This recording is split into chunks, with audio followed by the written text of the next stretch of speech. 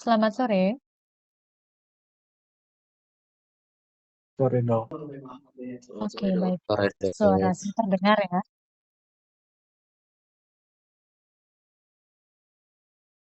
Baik. Sudah bisa kita mulai untuk kuliah kita sore hari ini? Bisa dok. Baik. Oke. Selamat sore ya semuanya adik-adik. Mohon maaf apabila saya gabung kelasnya, kemudian saya lakukan kuliahnya secara online. Besar harapan saya nanti setelah kuliah ini kita bisa langsung mengadakan UTS mungkin di minggu depan ya. Silakan nanti kalian rembuk ya untuk harinya kapan, kemudian jam pelaksanaannya kapan, sehingga untuk nilai diaklin bisa segera saya proses. Oke, sebelumnya saya ingatkan ya ke korti-korti di sini kemungkinan ada 3 korti ya. Untuk ini minta UTS ke dosen-dosen pengampu yang lain sudah?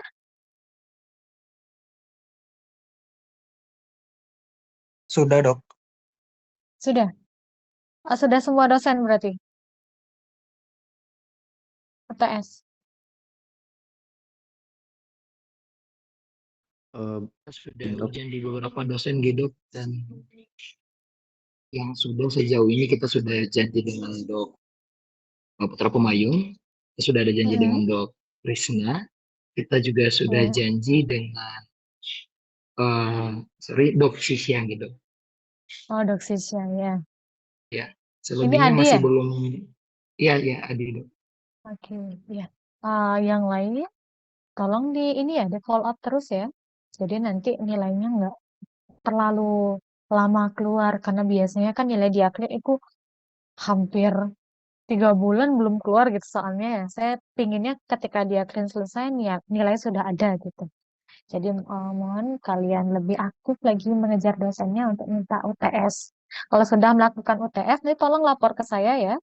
Jadi saya bisa kejar untuk nilainya sehingga tidak perlu lama nilainya keluar di sistem. Oke, baik. Saya lanjut ke materi kita ya. Oke, selamat sore semuanya. Jadi eh, di sini saya dapat topik untuk membawakan alat pembantu diagnostik ya. Saya rasa adik-adik sudah sangat akrab dengan beberapa alat yang akan kita bicarakan nanti karena sering kalian gunakan saat melakukan praktikum ya. Oke, jadi kita mulai dulu dengan alat diagnostik itu apa sih? Jadi alat diagnostik adalah alat yang digunakan untuk membantu adik-adik dalam pemeriksaan, tentunya untuk menghasilkan suatu diagnosa ya, satu keputusan dari pemeriksaan yang telah kalian lakukan.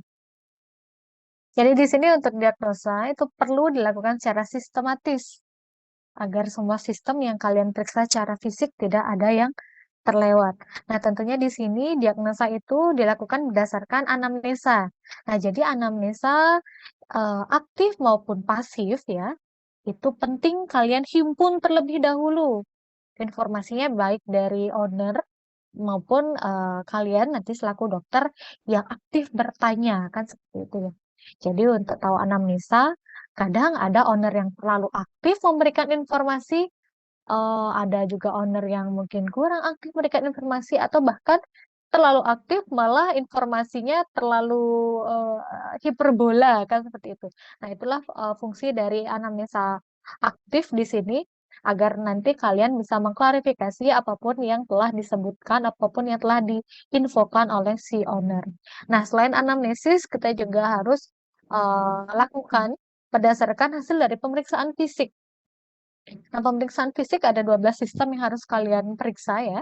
Kalau di diagnosa klinis kemarin, kita hanya sepenggal-sepenggal kan gitu, sistem urus, sistem genital, sistem respi, sistem pencernaan.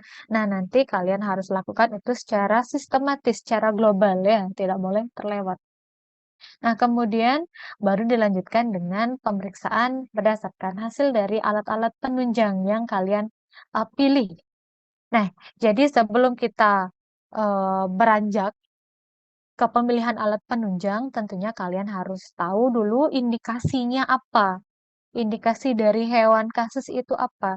Nah, tahu indikasinya yaitu dari anamnesis dan hasil pemeriksaan fisik. Oke. Nah, kemudian di sini teknik diagnosa dia diterapkan untuk menghasilkan suatu diagnosa. Jadi berdasarkan semua pemeriksaan, kalian akan dapat suatu kesimpulan sehingga kalian bisa menentukan diagnosa dari kasus itu. Diagnosa ada diagnosa diferensial ya atau diferensial atau diagnosa eh, definitif. Jadi akan banyak sekali nanti diagnosa-diagnosa diferensial yang kalian bisa himpun dalam apa namanya dalam proses pemeriksaan yang kalian lakukan, yang selanjutnya akan kalian eliminasi berdasarkan ketidakcocokan dengan eh, hasil-hasil dari pemeriksaan, kan gitu ya. Saya yakin kalian sudah tahu itu semua. Saya hanya mereview di sini. Nah, kemudian di sini diagnosa yang tepat itu tentunya akan memudahkan dalam kalian nanti menentukan penanganan yang akan diberikan, sekaligus juga akan memudahkan kalian akan untuk memberikan terapi yang tepat pada hewan kasus.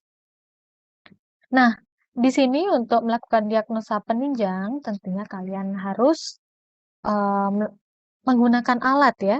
Jadi alat bantu diagnosa di sini akan berfungsi untuk meningkatkan keakuratan dari diagnosa diferensial yang kalian akan himpun nanti. Nah, terkait dengan pemeriksaan, itu ada pemeriksaan klinis atau pemeriksaan fisik, kemudian ada diagnosa penunjang atau pemeriksaan penunjang atau pemeriksaan laboratorium ya. Jadi kedua ini akan saling berkaitan. Tentunya sebelum kalian masuk ke laboratorium atau ke penunjang, klinisnya juga harus mantap ya hasil yang kalian dapatkan. Nah, kemudian untuk pemeriksaan klinis, saya yakin kalian sudah tahu ada 12 sistem di sini yang harus kita cek. Dari integumen, mungkin dari segi inspeksi palpasi kita lihat dulu bagaimana sih kondisi rambutnya, bagaimana kondisi kulitnya, bagaimana kondisi kukunya. Kan integumen kan dia rambut, kulit, kuku ya. Sama kelenjar-kelenjar lain yang mungkin kita harus lakukan dengan pemeriksaan mikroskopis. Nah, kemudian apakah ada lesi? Ya, kalian sudah belajar, ada lesi primer, ada lesi sekunder. Silakan kalian hafalkan semua lesi karena nanti akan berguna saat kalian melakukan pemeriksaan. Kemudian kita lanjut ke sistem urinary.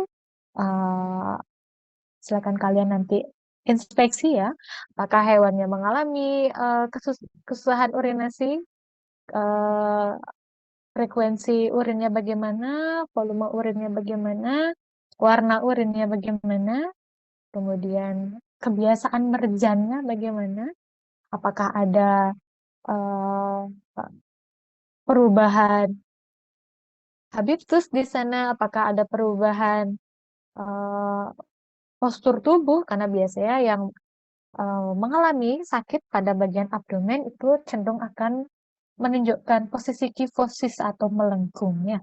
Tuh. Kemudian urinari biasanya dikaitkan dengan genitalia.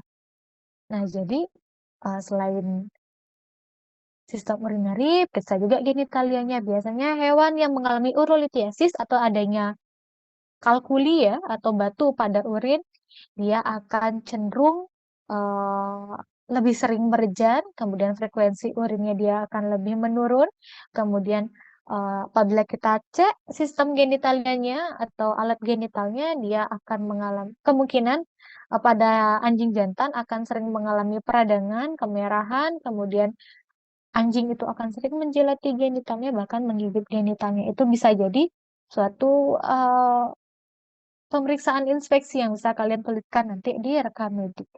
Nah, ada juga sistem pertahanan, limfonodus, banyak sekali ya, ada limfonodus yang bisa kalian evaluasi, kemudian sistem digestif, respirasi, sirkulasi, sama Dokter Krisna kemarin sudah diajarkan ya. Sistem muskuloskeletal nanti akan dibantu dengan palu perkusi, silakan kalian lihat apakah ada perubahan postur, apakah ada perubahan gait, apakah terjadi kepincangan, lameness, bagaimana hasil pemeriksaan hoppingnya, bagaimana hasil pemeriksaan hemistanding. Oke, banyak sekali yang harus kalian evaluasi di muskuloskeletal. Nah, untuk muskuloskeletal nanti kaitannya dengan sistem saraf. Jadi dua sistem ini neuromuskular saling berkaitan sehingga hasil yang kalian dapatkan dari pemeriksaan muskulo nanti silakan juga kalian cek sistem sarafnya. Ya, silakan kalian cek sistem sarafnya, bagaimana respon proprioseptifnya, bagaimana respon nosiceptifnya, itu nanti akan memberikan hasil yang berkaitan dengan muskulu juga.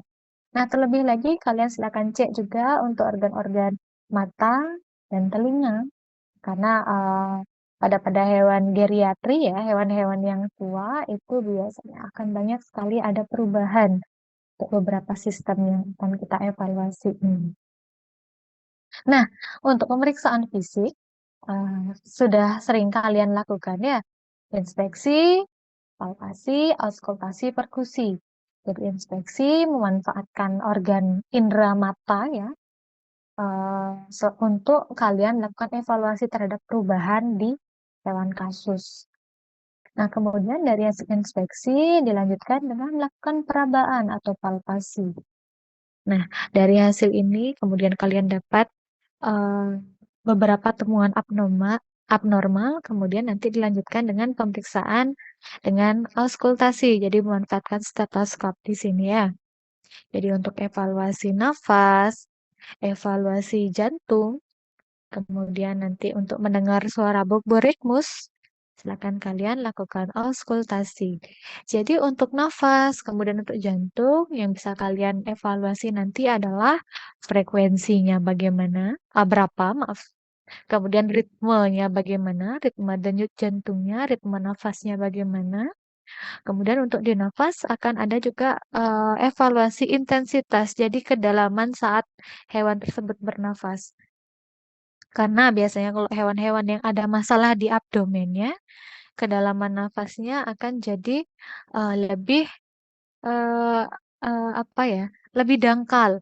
Nah, cenderung juga untuk adanya perubahan tipe pernafasan pada hewan-hewan yang ada gangguan di abdomen. Nah, selanjutnya silakan kalian lakukan perkusi. Biasanya perkusi digunakan untuk mengevaluasi sistem-sistem muskulo ya. Nah, kemudian setelah kalian kumpulkan indikasi dari anamnesa dan pemeriksaan klinis ke-12 sistem tadi, baru kalian lanjutkan ke pemeriksaan laboratorium. Jadi di sini untuk pemeriksaan lab, dia akan mengacu pada indikasi. Nah, indikasi apa yang kalian temukan? Misalnya kalau ada gangguan di sistem integumen ya, kita bisa lihat hewan tersebut mengalami pruritus. Pruritus juga bisa kalian lihat nanti scoringnya berapa kan gitu. Skor pruritus ada 1 sampai 10. Nanti silakan kalian evaluasi dia ada di skor berapa. Kemudian untuk siapa tahu hewan yang mengalami alopecia, oke, itu sudah menjadi suatu indikasi kalian harus melakukan pemeriksaan lab yang lain ya. Contohnya skin scraping atau tab asetat, silakan.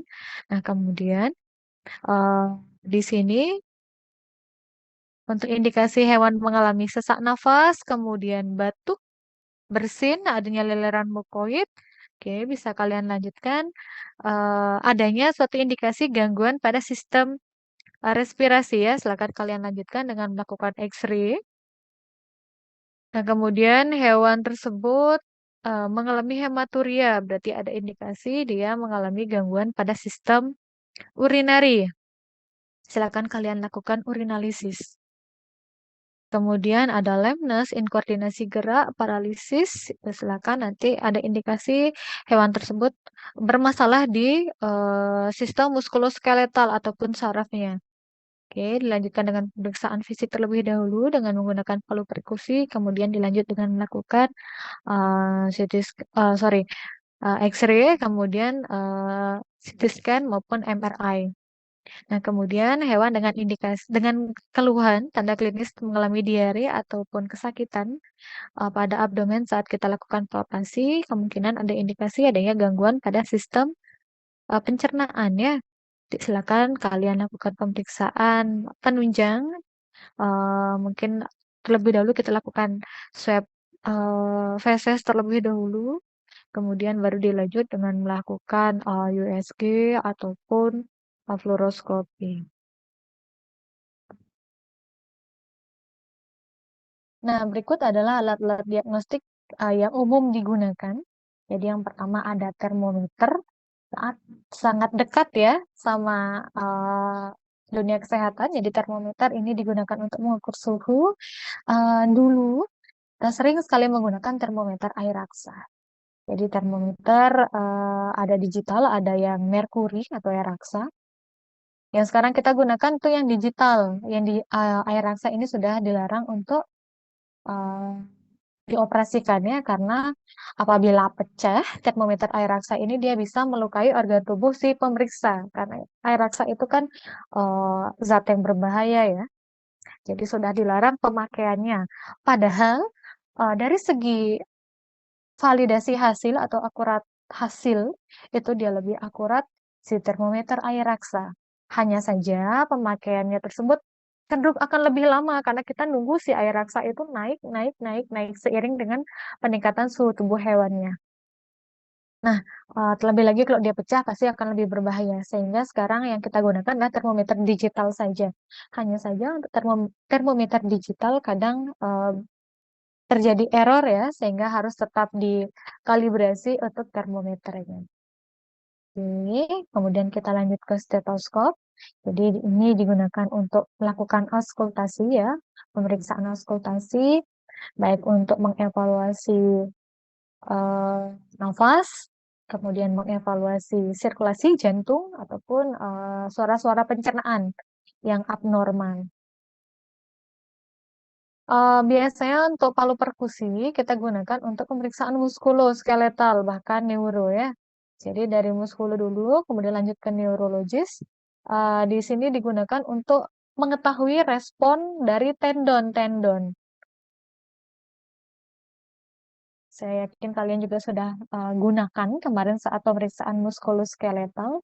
Jadi di sini apabila ada respon yang terlalu aktif ataupun dia tidak merespon, nah itu sudah mengindikasikan adanya gangguan ya. Jadi kalau responnya terlalu cepat, itu juga sudah gangguan. Kalau dia tidak merespon juga adalah sudah mengindikasi ada gangguan juga. Nah, kemudian kita ke otoskop. Jadi otoskop ini digunakan untuk mengevaluasi kondisi telinga ya, saluran telinga. Jadi sejenis alat yang mempunyai alat pembesar ya, untuk mengevaluasi kondisi-kondisi telinga. Siapa tahu nanti ada agen-agen ektoparasit kecil yang uh, menginfeksi saluran telinga. Bisa kita evaluasi dengan otoskop. Nah, kemudian ada center medis. Jadi center medis ini wajib dimiliki oleh calon dokter dan dokter ya di vet, digunakan untuk mengevaluasi respon pupil umumnya. Bahkan kalau kita mau mengevaluasi kondisi tonsil bisa, karena umumnya kalau kita mau mengevaluasi rongga mulut harus diberikan pencahayaan juga ya. Tapi yang lebih sering adalah untuk mengevaluasi respon dari pupil. Nah, kemudian kalau kita mau mengevaluasi kondisi rongga mulut, di sini kita bisa pakai sudip lidah. Jadi untuk sudip lidah ini ada yang terbuat dari logam, ada juga yang terbuat dari kayu. Bagusnya kalau yang terbuat dari logam, kita bisa gunakan berkali-kali asal dia disterilisasi ya di autoclave ya. Nah, kemudian untuk sudip lidah ini digunakan untuk menekan lidah anjing ataupun kucing agar dia tidak bergerak saat kita mengevaluasi rongga-rongga mulut. Jadi kalau dia ditekan, kita bisa mengevaluasi kondisi tonsil dengan lebih baik ya. Apakah ada peradangan di sana di tonsil, apakah ada perubahan warna pada tonsilnya. Itu bisa dibantu dengan pemakaian sudip lidah. Tentunya dengan bantuan center medis juga ya. Nah, kemudian ada spekulum. Jadi spekulum ini digunakan untuk menguakkan ya, untuk menguakkan si pulva. Jadi kalau sudah dikuakkan, kita bisa mengevaluasi genital betina dengan lebih baik. Bagaimana warnanya, kemudian bagaimana mukosa dari pulvanya, apakah ada leleran abnormal, apakah ada uh, tumbuh sel-sel abnormal di pulva tersebut. Untuk spekulum gunanya adalah untuk mengevaluasi bagian vulva ya pada hewan betina. Nah, kemudian selanjutnya ada rapid test kit. Jadi untuk rapid test kit dia cukup umum juga digunakan sekarang di dunia praktisi ya. Jadi akan menghasilkan hasil yang lebih cepat. Tentunya disesuaikan sampel yang dibutuhkan. Misalnya kalau pada test kit blood parasit, jadi sampel yang digunakan itu adalah darah ya, karena agennya ada di darah. Kemudian kalau mau ngecek distemper, itu kita bisa gunakan leleran tubuh, leleran mata, kemudian air liur itu kita bisa gunakan. Untuk parvo, untuk panle, ya itu bisa gunakan dari fesesnya. Oke, tolong disesuaikan nanti sekiranya kit apa yang akan kalian gunakan, kemudian di mana predileksi dari virus tersebut. Jadi untuk hasil positif dia kurang lebih akan seperti ini ya. Penampakannya akan ada dua garis. Jadi garis yang lebih awal itu adalah kontrol positif, kemudian ini adalah hasil. Apabila hasilnya negatif, maka akan ada satu garis saja. Oke, untuk rapid test kit, nanti tolong kalian pastikan kembali itu rapid test antibody atau antigen, karena hasilnya juga pasti akan berbeda. Yang bisa kita gunakan untuk membantu diagnosa itu adalah rapid test antigen ya. Jadi kalau dia positif, kalau hasilnya menunjukkan positif, berarti benar ada agen tersebut yang sedang berpredileksi dalam tubuh hewan. Kalau kalian gunakan test kit antibody, oke, memang benar agen tersebut menginfeksi, tapi kita kurang tahu kapan infeksinya. Bisa jadi sedang berlangsung atau mungkin sudah berlangsung sebelumnya dan sekarang hewannya sehat karena yang dideteksi adalah antibodinya. Antibodi tentunya dia akan terbentuk apabila sudah ada infeksi, kan seperti itu ya. Baru ada antibodinya, belum tentu hewan tersebut saat ini sedang terinfeksi. Bisa jadi dia kemarin sudah terinfeksi tapi saat ini sudah sembuh. Jadi tolong pastikan lagi rapid test apa yang kalian gunakan. Umumnya kalau kita mau pakai test kit blood parasit itu kan dia antibody ya. Jadi agak susah kita tentukan infeksinya terjadi sekarang atau sudah lewat gitu loh. Untuk itu kita harus gunakan pemeriksaan darah blood smear ya. Jadi kalau kita temukan ada badan intrasitoplasmik dalam hasil pemeriksaan blood smearnya, jadi itu positif agennya sedang menginfeksi saat ini. Jadi untuk blood parasit tidak cukup kalian lakukan dengan rapid test kit saja. Sampai di sini ada pertanyaan?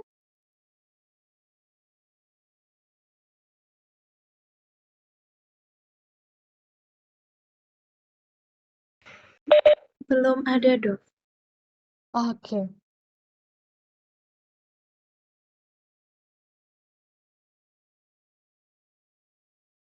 Ini saya lanjutkan ya. Terima kasih responnya. Nah, kemudian kita lanjutkan dengan ophthalmoscope ya. Ophthalmoscope digunakan untuk mengevaluasi mata. Jadi kita bisa lihat bagian-bagian dari lapisan mata dengan lebih jelas karena ada kaca pembesar. Jadi kalau otoskop tadi di telinga, kalau ophthalmoscope itu di mata. Jadi kita bisa lihat apakah ada ulcer di jaringan-jaringan mata ataukah terjadi masalah di bagian retinanya kan seperti itu ya, bisa kita gunakan dengan ophthalmoscope.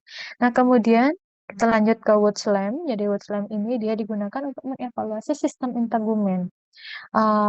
Lebih sensitif untuk pemeriksaan jamur ya untuk Woods lamp-nya.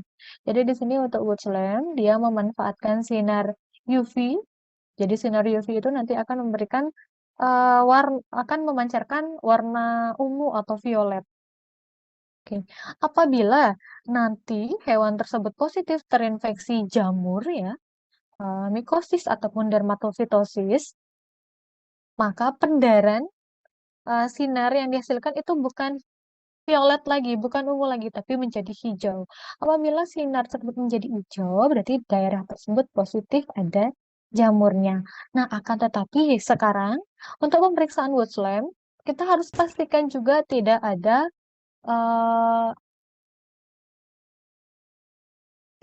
kerak ya, tidak ada krusta dalam tubuh hewan tersebut. Karena kalau ada kerak, ada krusta itu biasanya tetap akan terpendar hijau sehingga kita tidak valid ya hasilnya ini karena keraknya apa karena jamurnya. Sehingga disarankan untuk kalian membersihkan hewannya terlebih dahulu, membersihkan kerak-keraknya dengan cara mandi dan menggosoknya, kemudian dikeringkan baru dicek dengan West Lamp. Nah, kemudian yang sering juga kalian gunakan, ini biasanya pada praktikum anatomi ya, anatomi mikroskopis seperti histologi, kemudian bakteri ya. Nah, itu kita gunakan mikroskop. Jadi untuk mikroskop ini ada mikroskop cahaya dan mikroskop elektron. Yang biasanya kita gunakan untuk mengidentifikasi sel, kemudian untuk identifikasi agen-agen parasit, itu adalah mikroskop cahaya. Tapi kalau nanti kalian mau melihat lapisan-lapisan penyusun dari kalkuli, dari batu urin, itu kalian bisa gunakan mikroskop elektron. Jadi mikroskop elektron dia bisa melakukan pembesaran sampai 2 juta kali. Sedangkan untuk yang mikroskop cahaya hanya 1000 sampai 2000 kali. Terus selanjutnya silakan nanti kalian gunakan mikroskop, bagaimana cara mengoperasikannya, saya yakin kalian juga sudah tahu ya. Nah, selanjutnya ada hematologi. Jadi ini adalah alat untuk ngecek darah ya, untuk mengecek darah, untuk mengetahui profil eritrosit, profil leukosit, kemudian bagaimana kadar trombositnya. Nah, kita gunakan alat ini. Jadi untuk pemeriksaan hematologi itu penting kalian gunakan sebagai screening awal kondisi fisiologis si hewan ya. Dari hasil abnormal, hasil CBC, kita bisa mengindikasikan hewan tersebut kenapa, dan bisa mengarahkan kita untuk melakukan pemeriksaan penunjang selanjutnya. Misalnya, kalau hasil leukositnya tinggi, bisa jadi hewan tersebut mengalami infeksi bakteri. Kita lihat lagi diferensialnya apa, apakah neutrofil, apakah eosinofil, kan seperti itu ya. Jadi kalian sudah tahu indikasinya ada infeksi, terus kalian lihat lagi diferensialnya, kira-kira infeksi apa. Kalau neutrofilnya tinggi berarti infeksi bakteri yang lebih dominan, kan seperti itu. Kalau misalnya dia eosinofilnya lebih tinggi berarti ada infeksi parasit, baik itu endo maupun ektoparasit. Nah, kemudian apabila parameter sel darah merahnya turun, baik eritrosit, hemoglobin, ataupun plateletnya turun, ada 3 parameter itu ya. Kalau dia turun semuanya berarti hewannya tersebut mengalami anemia. Nah, tentunya sebelum kalian lanjut ke sini, menentukan hewannya anemia apa tidak, kalian bisa lakukan pemeriksaan mukosa terlebih dahulu ya. Jadi bagaimana warna mukosanya, apakah normal, apakah pucat, atau apakah lebih memerah, yang mengindikasikan ada peradangan. Nah, dari indikasi awal itu kalian bisa lanjut ke pemeriksaan hematologi. Nah, kemudian di sini kita masuk ke pencitraan ya, imaging. Jadi untuk pencitraan yang umum digunakan itu ada ronsen sama USG.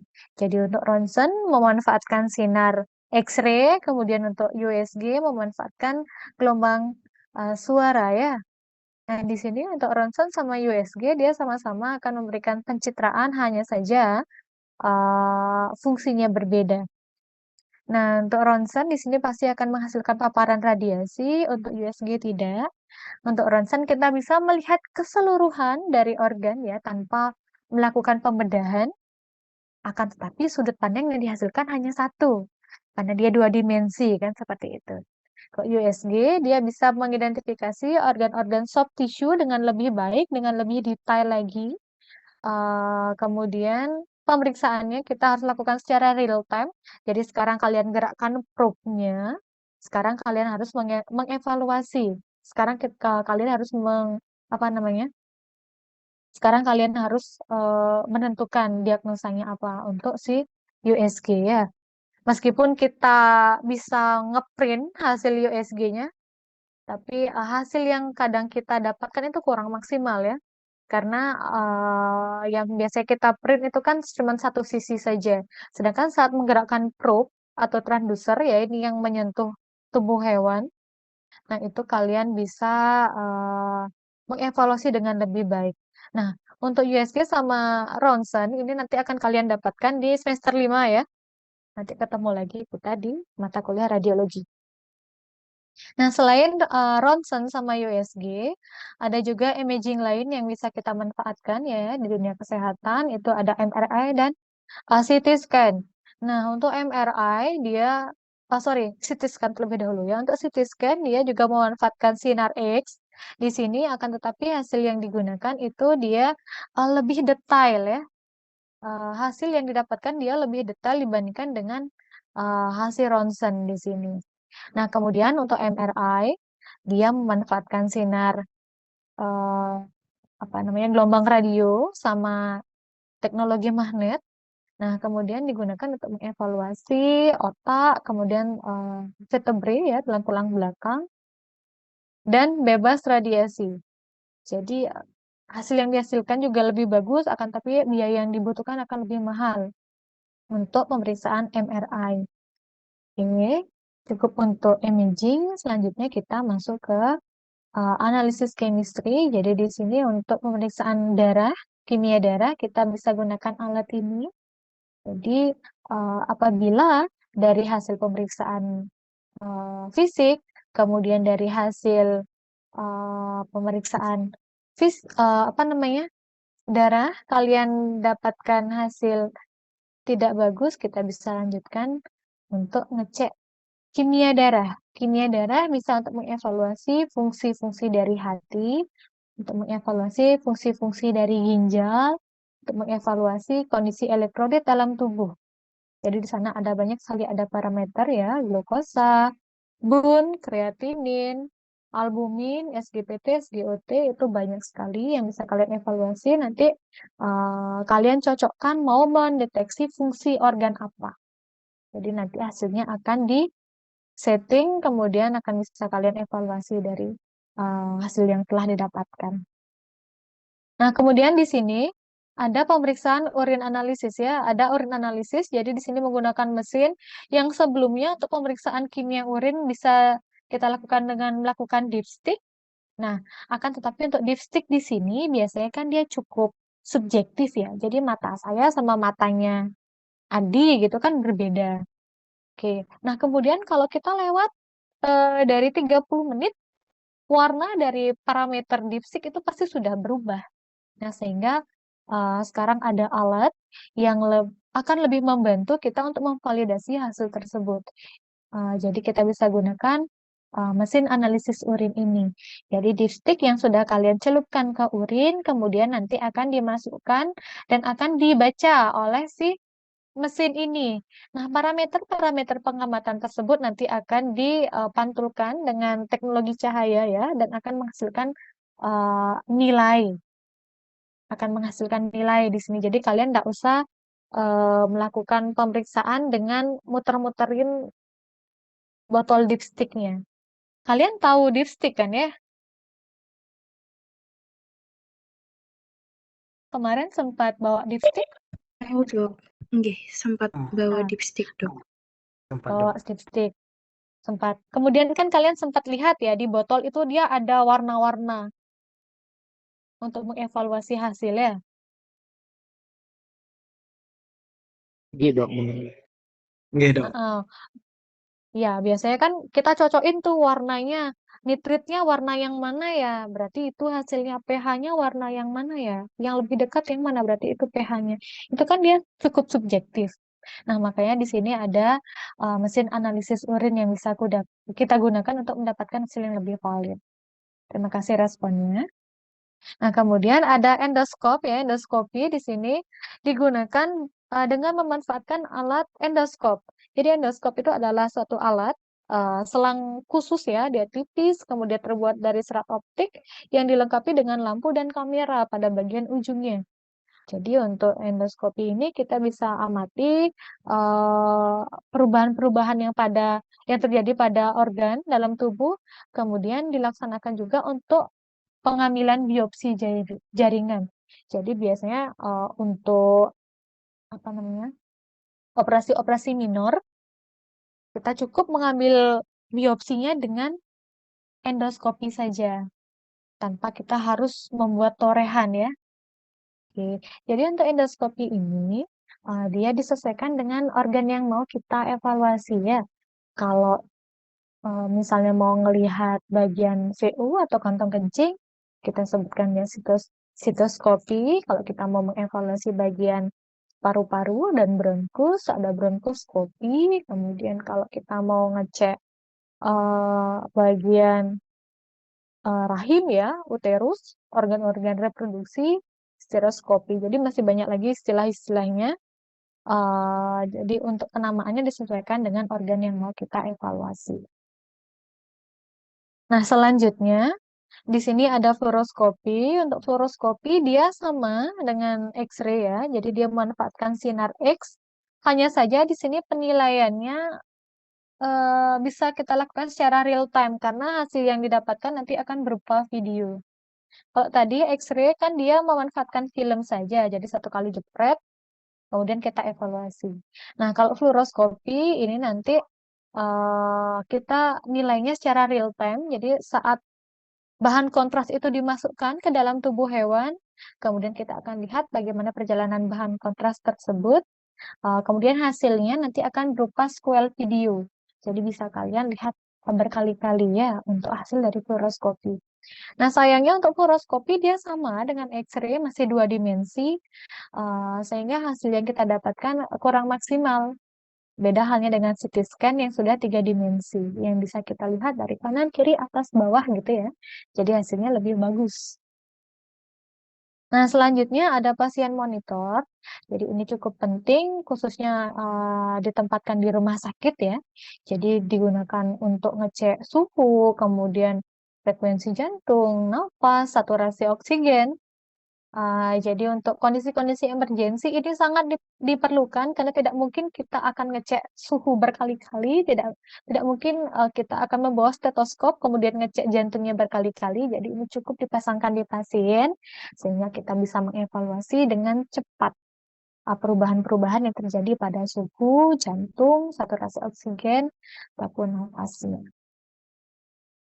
Nah, kemudian ada juga elektrokardiografi. Jadi di sini EKG ya bertujuan untuk mengetahui fungsi dari jantung, bagaimana kerja dari jantung. Nanti untuk hasilnya dia akan dituliskan dalam kertas bergelombang ya.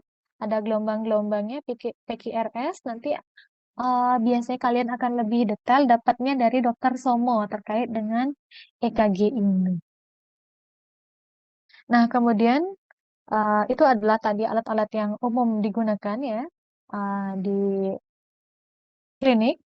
Nah, kemudian sekarang saya perkenalkan sedikit dengan urinalisis.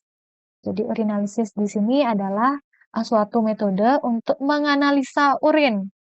Jadi untuk analisa urin itu bisa kita lakukan pemeriksaan makroskopis atau juga yang disebut dengan pemeriksaan organoleptik. Nah, kemudian ada pemeriksaan mikroskopis atau pemeriksaan sedimentasi. Nah, kemudian ada juga pemeriksaan kimia yang menggunakan dipstick ya. Jadi jangan sampai terlewat ketiga ini. Umumnya untuk urinalisis setelah sampel urin kita dapatkan ya, setelah sampel urin kita dapatkan, diamati dulu makrosnya, bagaimana warna dari urinnya, bagaimana aromanya, kemudian apakah ada buih, bagaimana kejernihan dari urin, nanti itu adalah pengamatan makroskopis, jadi menggunakan indera mata dan hidung ya. Nah, setelah hasil dari makroskopis kalian dapatkan, lanjut ke kimia. Jadi dari makro sama kimia ini dia harus menggunakan sampel yang baru sekali ya. Sehingga tidak banyak ada kontaminan bakteri, tidak terjadi kristalisasi urin juga. Nah, dari makros kalian langsung ke pemeriksaan kimia dengan menggunakan dipstick. Setelah kalian celupkan dipsticknya, silakan kalian amati, boleh dengan menggunakan mata, dibantu dengan parameter-parameter yang telah tercantum pada botol dipstick atau bisa menggunakan mesin analisis urin tadi. Oke, setelah hasil kimia urin kalian dapatkan, baru kalian lakukan sentrifuge ya, sentrifugasi. Jadi silakan kalian sentrifuge 15 menit pada kecepatan 1500 sampai 3000 rpm. Nah, kemudian nanti supernatannya itu kalian buang ya, supernatan urinnya itu kalian buang. Nah, endapannya lah yang kalian akan periksa di bawah mikroskop. Kalau pada pemeriksaan makroskopis kita lihat hewannya mengalami hematuria ya, atau kencing berdarah, urinnya bercampur dengan darah gitu. Bisa jadi nanti pada pemeriksaan mikroskopis kalian akan temukan banyak adanya eritrosit. Nah, kemudian pada hewan-hewan yang mengalami hematuria, saat pemeriksaan dipstick, jangan langsung dicelupkan dulu dipsticknya ke urin, karena dia kan masih banyak ada darahnya ya. Nah, disarankan sekali kalian lakukan sentrifuge terlebih dahulu. Nah, tujuan dari sentrifuge ini adalah untuk mengendapkan sel-sel darah, sel-sel eritrosit yang terikut dalam urin. Nah, sehingga dia akan mengendap di bawah. Yang kalian cek adalah bagian supernatannya. Jadi nanti hasil dari urin yang kalian dapatkan dia tidak semerah dari urin yang tadi kalian koleksi. Itu untuk pemeriksaan kimia ya. Nah, jadi makros dulu, kemudian kimia, baru mikroskopis. Selain sel darah, kalian bisa temukan di sini adanya kristal-kristal urin. Jadi banyak sekali ada struvit, kemudian ada kalsium oksalat, kalsium bikarbonat, kemudian bisa kalian dapatkan juga kristal urat, ada kolesterol juga yang bisa terlarut dalam urin ya. Nanti silakan kalian amati dengan pemeriksaan mikroskopis. Nah, kemudian untuk pengamatan atau pemeriksaan pada mata, tentunya indikasinya adalah adanya gangguan pada mata atau penglihatan. Bagaimana temuan klinisnya? Bagaimana temuan klinisnya? Misalnya, saat kalian melakukan pemeriksaan fisik, terjadi pembengkakan pada mata hewan tersebut. Atau adanya leleran mukoid, jadi leleran kuning ya, kuning pada mata. Nah, silakan kalian amati lelerannya terjadi unilateral atau bilateral. Nah, kemudian kalau memang ada leleran apa? Serius, mukoid, purulen, atau mukopurulen. Nah, itu beda lagi ya. Nah, kalau misalnya hewan yang kalian temukan dia mengalami hiperlakrimasi, jadi terlalu banyak dia keluar air mata, itu juga sudah merupakan suatu indikasi ya adanya gangguan pada mata. Bisa jadi dia habis main di rumput misalnya, kemudian terkena gores, itu kan sudah menjadi indikasi ya adanya suatu respon alergi di sana. Nah, terlebih lagi kalian lihat adanya ulkus kornea, kemudian kalian amati adanya mata yang kering gitu ya. Kemudian setelah kalian lihat lagi adanya bayang putih pada kornea, itu merupakan suatu temuan klinis yang bisa kalian tampung, yang bisa kalian himpun, kemudian kalian lanjut ke pemeriksaan selanjutnya. Nah, di sini yang bisa kita gunakan untuk pemeriksaan pada mata, itu yang pertama tadi menggunakan optalmoskop ya. Jadi digunakan untuk memeriksa bagian-bagian fundus dari mata. Contohnya adalah regioretina ya. Apakah terjadi ulcer di sana? Apakah robek? Ada terjadi kerobekan pada retinanya? Itu bisa kalian gunakan dengan menggunakan optalmoskop. Nah, kemudian bisa juga dilanjutkan dengan pemeriksaan fluorescence. Jadi untuk pemeriksaan fluorescence ini dia akan memanfaatkan satu warna fluorescence ya. Jadi satu warna fluorescence ini dia nanti akan diamati dengan sinar biru. Jadi untuk fluorescence ini dia warnanya ungu, kemudian dia disinari dengan sinar biru. Apabila dia positif, ada defek pada epitel kornea, maka sinar biru itu dia akan berubah menjadi sinar hijau. Jadi kurang lebih sistemnya sama dengan Woods lamp tadi ya, sama-sama akan menghasilkan warna ungu atau violet. Kemudian di sini apabila dia positif, dia akan menghasilkan warna hijau. Kalau positif warna hijau berarti ada luka pada kornea. Ada juga STT, Screamer Tear Test. Jadi di sini untuk STT digunakan untuk mengevaluasi produksi dari air mata. Nah, kalau kalian lihat misalnya hewannya dia cenderung kering ya matanya, silakan kalian tes bagaimana kondisi air mata, bagaimana produksi air mata si hewan tersebut dengan memasangkan strip STT ya. Jadi di sini dia akan ada strip seperti kertas lakmus yang akan kita pasangkan pada mata kucing atau anjing. Nah, kemudian nanti akan ada nilainya. Nah, dibiarkan barang 10 detik. Nah, kemudian nanti kertas itu dia akan terwarnai ya. Kemudian akan menunjukkan suatu nilai. Untuk yang normal nanti akan ada nilainya. Kemudian apabila memang kurang dari normal produksinya, berarti kemungkinan hewan tersebut mengalami keratokonjungtivitis siska. Nah, kemudian pemeriksaan fisik yang bisa kita lakukan ya sebelum kita masuk ke Forensic test sama STT itu adalah minus test. Jadi bisa kalian tes kondisi mata hewannya dengan memberikan suatu refleks ya. Jadi dengan mengejutkan atau membuat pukulan di depan mata hewannya kan seperti itu ya, dengan memberikan refleks. Jadi indikatornya kalau normal, hewan tersebut akan mengedipkan kelopak matanya atau dia akan menjauhi rangsangan, akan menjauhi kalian. Kalau dia buta misalnya hewannya, berarti dia tidak akan ini ya merespon seperti itu. Nah, ada juga papillary light reflex, jadi dia menggunakan senter medis tadi ya.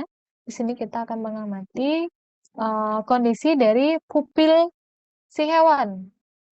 Jadi secara normal kalau kita berikan dia sinar atau kondisinya terang, maka pupil dia akan kontriksi. Kemudian apabila kalian jauhkan sinar tersebut, pupilnya akan kembali dilatasi. Jadi berkali-kali silakan kalian center, lagi jauhkan senternya, center kembali, jauhkan senternya, sehingga kalian akan lihat bagaimana kerja pupilnya, apakah dia normal, kontriksi dilatasi, atau cenderung dilatasi saja.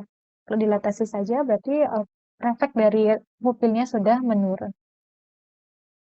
Itu adalah beberapa pemeriksaan untuk mata ya. Nah, kemudian di sini kita masuk ke pemeriksaan integumen. Nah, untuk integumen, indikasinya adalah untuk evaluasi adanya gangguan pada kulit dan rambut ya. Jadi adapun temuan klinis yang bisa kalian himpun di sini adalah apakah hewannya tersebut mengalami lesi? Lesinya primer atau sekunder? Nah, silakan kalian catat semuanya. Kemudian, apakah ada respon menggaruk yang berlebihan? Respon menggaruk yang berlebihan bisa kita lihat, bisa kita amati berdasarkan apakah hewannya dia terganggu saat makan. Biasanya kalau hewan makan ya makan kan gitu ya. Tapi kalau dia gatel sekali dia akan makan sambil menggaruk. Nah, itu berarti tingkat pruritusnya sudah ada di grade 7-8. Skor pruritusnya. Berarti itu sudah termasuk mengganggu. Nah, bagaimana saat dia tidur? Apakah dia juga asik menggaruk saat dia tidur? Itu juga sudah lebih parah lagi, bisa sampai 9 ya skor pruritusnya. Sehingga itu sudah harus kita tes lagi kira-kira pruritus yang dilakukan. Pruritus yang terjadi itu karena apa? Apakah ada infeksi ektoparasit atau mungkin infeksi-infeksi lain yang berhubungan dengan hormon ataupun imunitas. Nah, kemudian pemeriksaan yang bisa kita lakukan di sini adalah melakukan kerokan kulit, skin scraping. Jadi untuk skin scraping, silakan kalian tentukan nanti mau yang superficial atau deep, kan seperti itu. Jadi kulit yang kalian ambil itu di bagian superficial atau di bagian dermisnya, di epidermisnya atau di dermisnya, kan seperti itu ya. Tentunya kalian sesuaikan juga dengan indikasinya. Apabila kalian curiga hewannya mengalami skabiosis ya, skabies, cukup kalian ambil bagian superficial saja, jadi sedikit saja, tidak sampai berdarah. Kemudian kalau kalian cenderung mencurigai hewannya mengalami demodekosis ya, silakan kalian ambil sampai dermisnya, jadi melakukan deep skin scraping. Itu saya yakin dokter Sisya juga sudah mengajarkannya. Nah, kemudian kalau kalian mau mengamati kemungkinan adanya agen ataupun siklus pertumbuhan rambut, silakan kalian lakukan trikogram. Jadi kalian cabut beberapa helai rambut secara ini ya, searah dengan arah pertumbuhannya, kemudian kalian amati di bawah mikroskop. Nah, sisanya ada tab smear, jadi dengan menggunakan isolasi steril, kalian ambil sampel kulitnya ya, sitologi kulitnya, kemudian kalian warnai. Bisa untuk melihat adanya agen, adanya peradangan, adanya infeksi jamur juga. Nah, selanjutnya bisa lakukan kultur. Jadi media kultur yang digunakan ini nanti bermacam-macam ya. Silakan kalian sesuaikan. Kalian mau mengkoleksi jamur atau bakteri apa. Nah, untuk biopsi juga kita bisa lakukan untuk mengetahui kondisi-kondisi epitel kulit, agen-agen yang ikut larut yang ada di kulit itu ya. Silakan, berikut adalah beberapa metode yang digunakan untuk ngecek sistem integumen. Nah, kita masuk ke kasus ya. Jadi untuk kasus, apa yang kalian lihat pada foto hewan ini?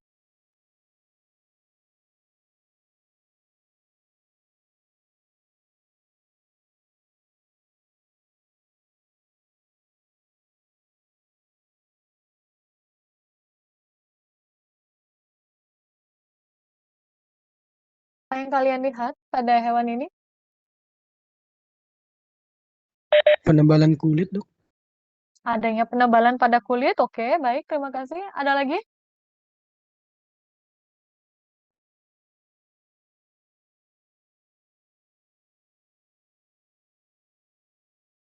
Mungkin terdapat Dermatitis, Dok. alopecia, Dok. Alopecia, oke. Tadi ada yang bilang dermatitis. Dermatitis itu dia diagnosa ya. Jadi dermatitis adanya peradangan pada kulit, oke. Peradangan yang apalagi kira-kira selain tadi Ada ya adanya purpura, peradangan.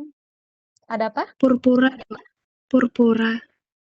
Purpura, oke. Apalagi?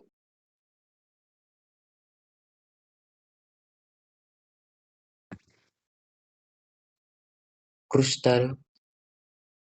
Adanya krusta, oke. Mungkin pada anjing yang ini ya. Oh, ini juga ada krusta, oke. Apalagi?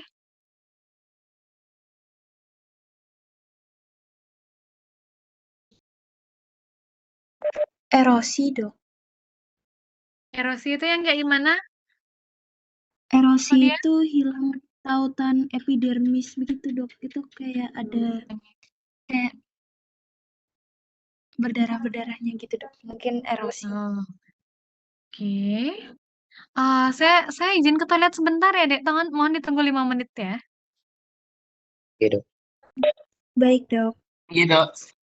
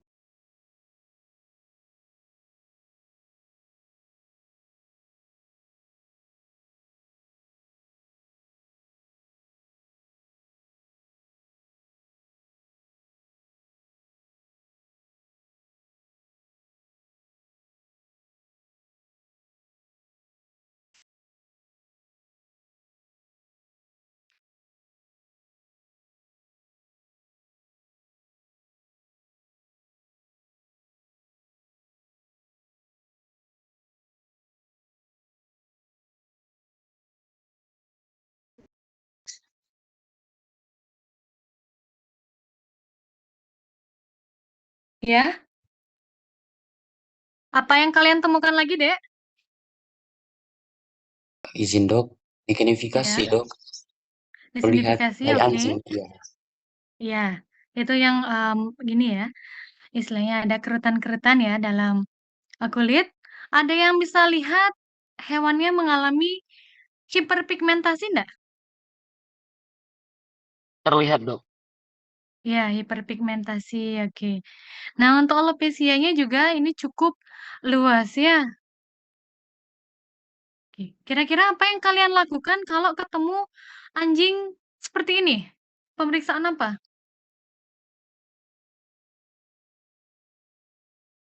Bisa skin scraping dok. Skin scraping. Untuk skin scraping yang kalian akan gunakan yang mana? Superficial atau deep?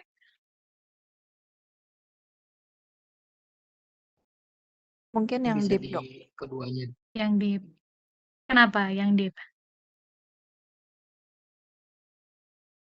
Karena sepertinya berpengaruh sampai ke folikel rambutnya. Jadi biar sampai berdarah kalau misalkan ada indikasi Demodex. Oke. Baik. Ada indikasi Demodex kata Nia ya. Oke.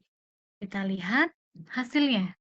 Nah, pemeriksaan yang bisa kita lakukan di sini. Jadi yang pertama adalah skin scraping ya, benar. Nah, di sini kita melakukan yang deep dan ketemu agennya banyak sekali ada Demodex ya. Nah, kemudian dilanjutkan dengan pemeriksaan trikogram. Oke. Dari pemeriksaan trikogram di sini ternyata agennya juga ikut terangkat ya. Agennya juga ikut terangkat. Kemudian untuk fase-fase pertumbuhan rambutnya di sini kita lihat sedang pada fase apa ini? Fase rambut yang kalian ketahui apa saja, Dek?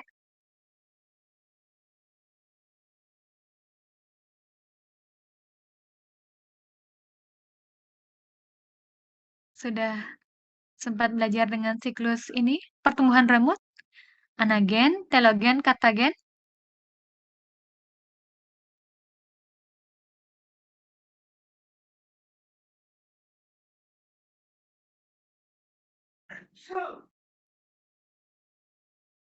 Halo?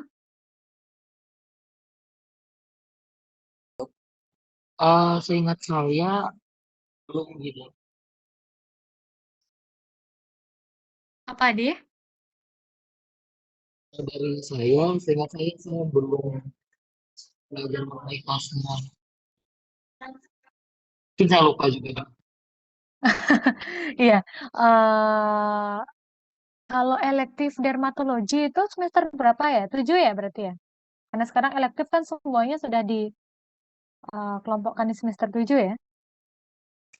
Iya dok. Iya dok, sepertinya seperti itu. Oke. Heeh.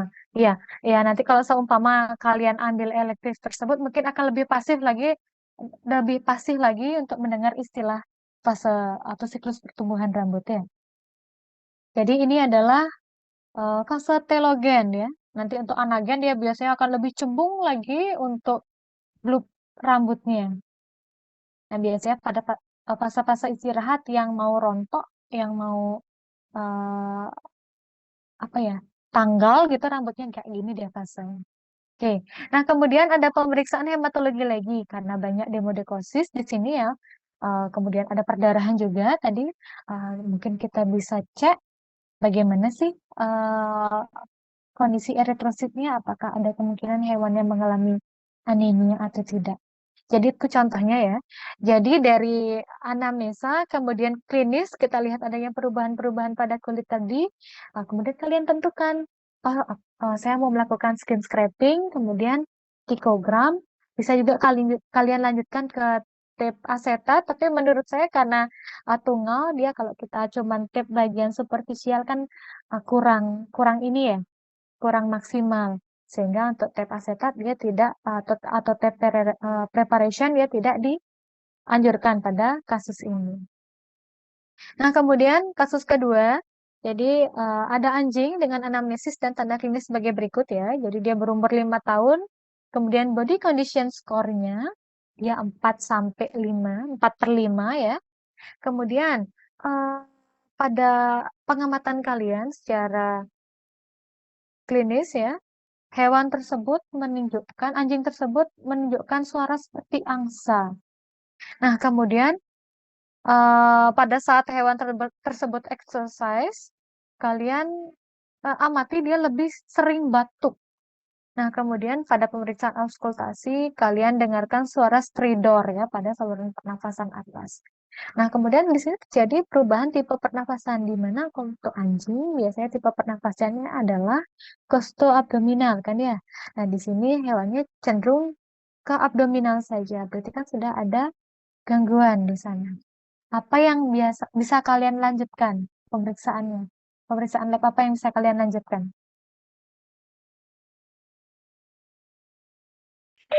Radiografi toraks sama endoskopi mungkin, Dok. Oke, Claudia, benar sekali ya. Jadi yang bisa kita lakukan di sini adalah pertama cek anamnesa terlebih dahulu, kemudian pastikan tanda klinisnya. Nah, kemudian kita cek toraksnya ya, bisa dengan melakukan X-ray. Oke, nah pengamatan yang bisa kita lakukan pertama dari saluran pernafasan atas ya, trachea sampai ke paru-paru. Nah, kemudian kita lakukan juga untuk fluoroskopi sama endoskopi.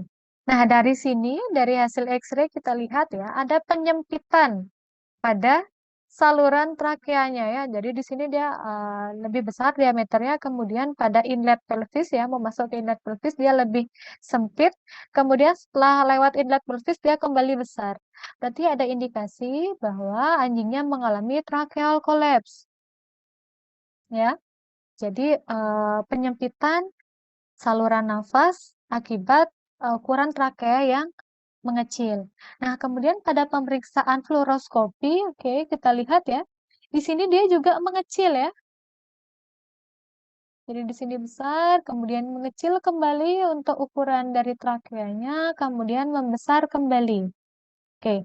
Nah, selanjutnya kita lakukan endoskopi. Jadi dari X-ray, kemudian fluoroskopi, kita lihat memang ada penyempitan, tetapi kita tidak tahu derajat kolapsnya berapa. Apakah dia derajat 1, 2, 3, atau 4. Nah, untuk tahu derajat kolaps yang terjadi pada trakea tersebut, kita bisa lakukan endoskopi. Jadi di sini ya, kalau dia 75% kolapsnya, jadi seperti ini. Yang normal kan seperti ini.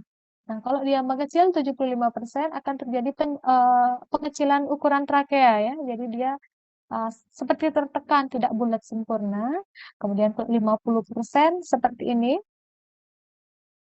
Ya, jadi seperti tertekan atas bawah. Kemudian kalau 25%, wah, kalau misalnya terjadi seperti ini, berarti hewannya khas sekali ya klinisnya, dia tidak akan bisa bernafas dengan sempurna, bahkan untuk minum pun dia biasanya akan tersendak. Oke. Bagus sekali. Kemudian kasus terakhir ya, apa yang kalian lihat berdasarkan inspeksi ya dari anjing ini?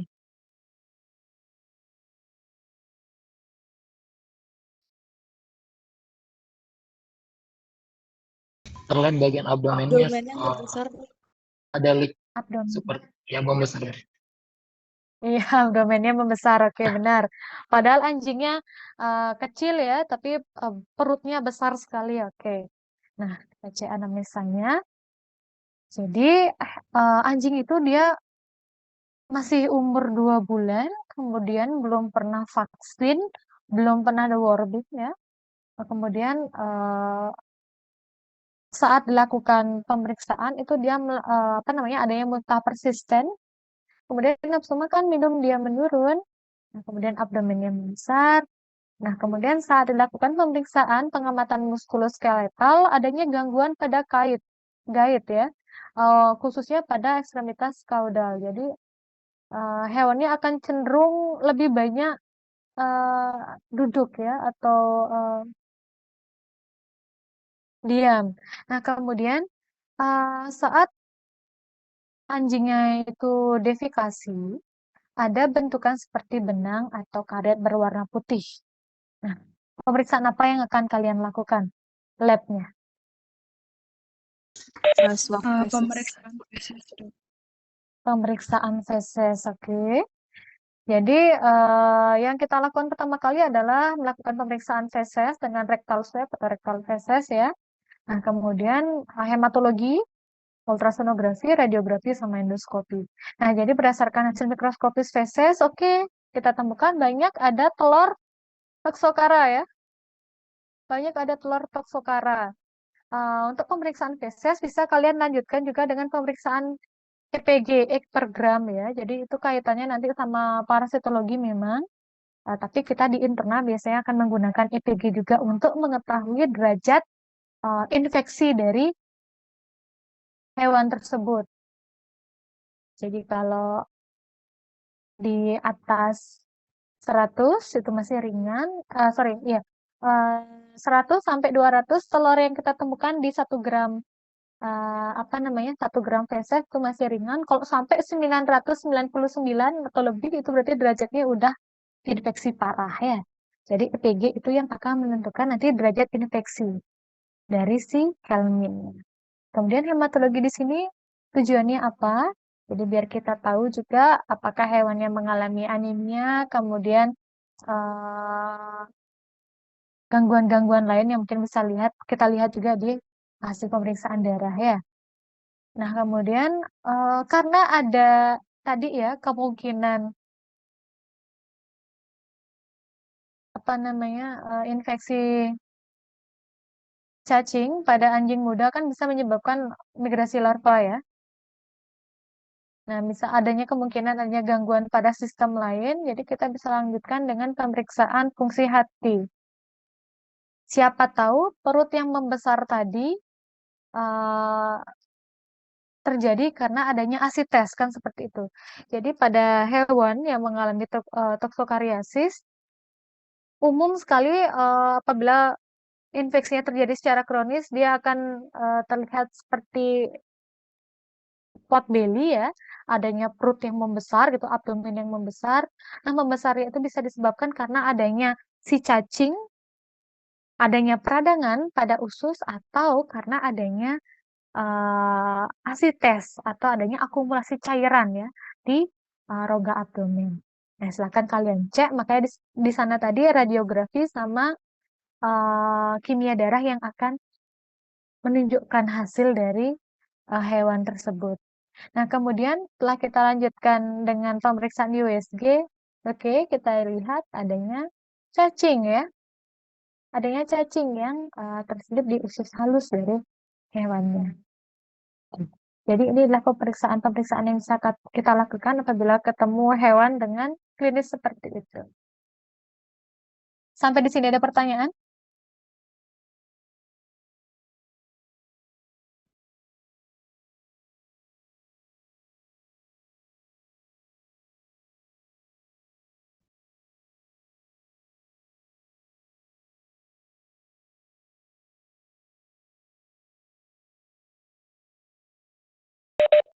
Belum ada, Dok. Belum ada. Baik, terima kasih responnya. Jadi, sekian materi dari saya. Untuk tugasnya ya, berhubung kan kita tidak lakukan praktikum. Nah, silakan kalian kaji jurnal yang kalian sudah cari ya. Jadi satu kelompok silakan kaji satu jurnal tersebut. Kemudian silakan kalian identifikasi, kalian baca, kemudian kalian identifikasi alat pemeriksaan apa saja yang digunakan untuk mendapat diagnosa dari kasus tersebut. Jadi nanti satu jurnal, satu kelompok, tapi di EWASA tolong semua mahasiswa mengupload ya, karena saya kan nilainya per mahasiswa. Tapi pengerjaannya adalah satu jurnal, satu kelompok, gitu ya. Ada pertanyaan?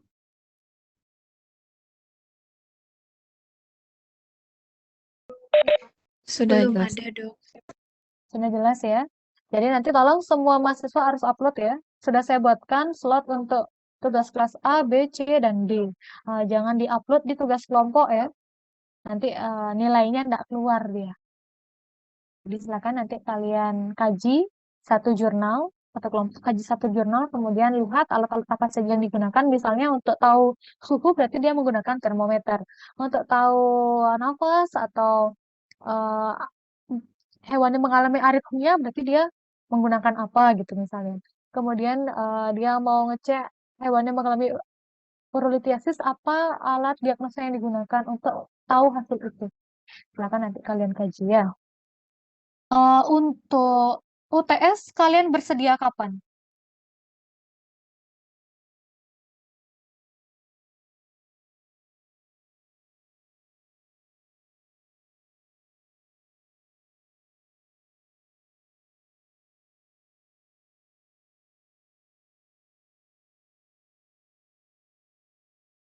Untuk UTS berarti nanti dari Korti saja yang diskusi ya di grup ya. Ya, bisa dok. Tapi saya sempat melihat tadi bahwasannya di OAC itu sudah ada tanggal 28. 28 gitu. Nanti kami akan Ya cek benar. dulu apakah 28 available. Kalau iya nanti kami tambah. Iya, oke. Adik saya sebelumnya karena kuliah ini kan berakhir tanggal 28 ya. Nah, makanya saya setting tanggal 28. Hanya saja gini, Adi. Jadi tanggal 28 itu kan nanti kalian akan melakukan pemeriksaan sapi kan ya? Tanggal 28 kalian ada praktikum lagi sekali untuk pemeriksaan sapi. Saya takutnya kalian kecapean atau gimana karena saya nggak akan melakukan ujian susulan.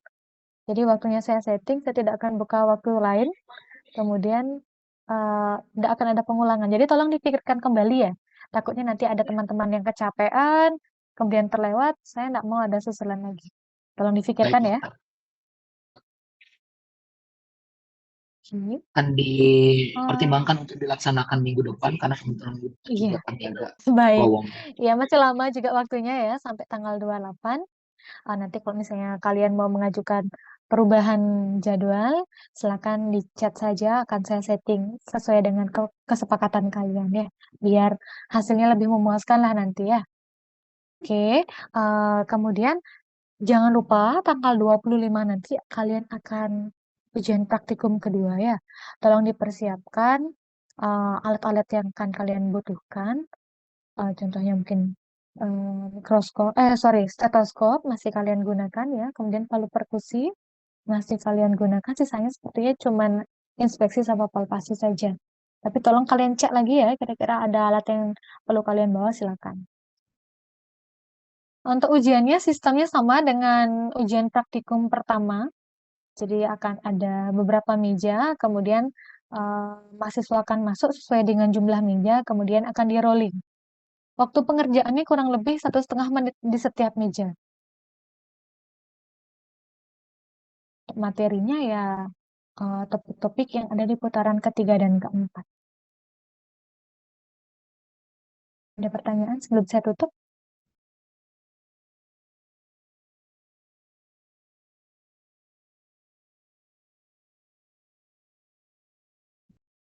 Belum ada? Sejauh ini belum ada, Dok. Sudah pas. Baik, terima Sudah cukup kasih. bebas, Dok. Baik, terima kasih. Jadi sekian ya kuliah kita pada sore hari ini menjelang malam ya. Terima kasih atas perhatian kalian. Mohon dikerjakan tugasnya. Kemudian saya ucapkan selamat malam dan selamat melanjutkan aktivitas. Terima kasih.